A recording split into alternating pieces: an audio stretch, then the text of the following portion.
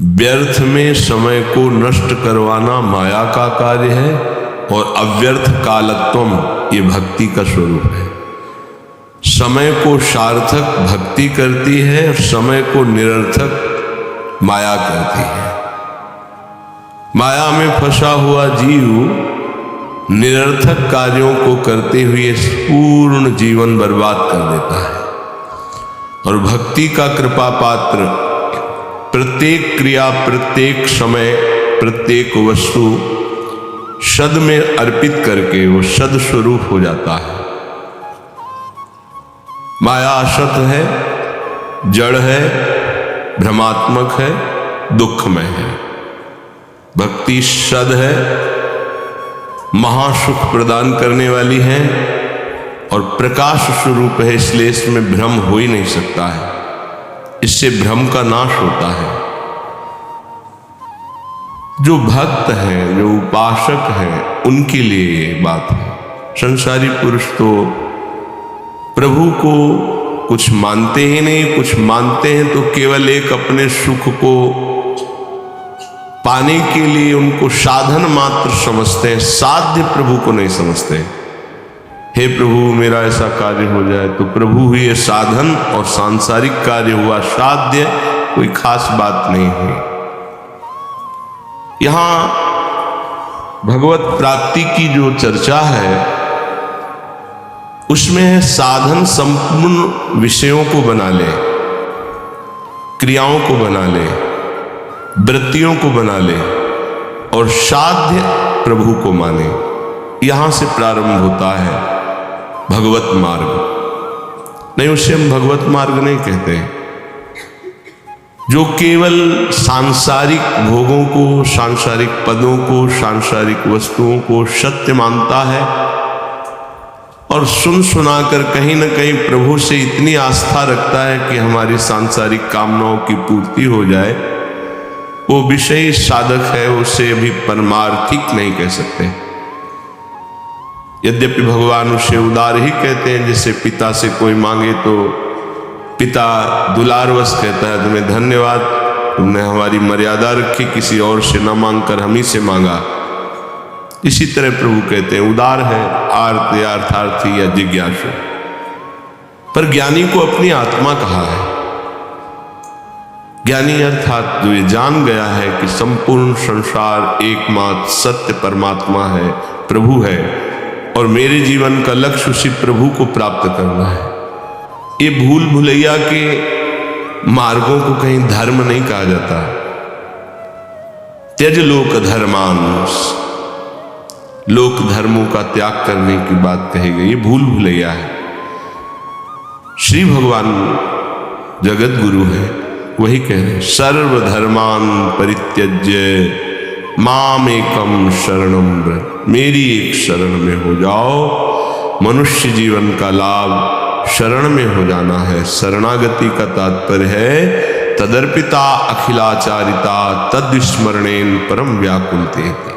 एक एक आचरण प्रभु के अनुकूल हो और निरंतर प्रभु का स्मरण हो, स्मरण में थोड़ा भी विस्मरण बर्दाश्त न हो, यही जीवन का परम लाभ है। यही जीवन का परम लाभ। ये बड़े बड़े सिद्ध संतों की बात है। स्मरण हमारे जीवन की परम उपलब्धि है। निरंतर स्मरण ये सिद्धावस्था की तरफ पदार्पण हो रहा है। सिद्धावस्था आवागमन से मुक्त, प्रभु के नजदीक निरंतर सेवा, रूप रस, प्रेम रस, इसका रसास्वादन करते हुए अनंत काल तक महासुख में डूबना। श्रीपाद प्रबोधानंद जी महाराज कह रहे हैं आप अपने द्वारा अपना नाश मत कीजिए। कोई किसी का नाश नहीं कर सकता, आप अपने द्वारा अपना नाश करते हैं।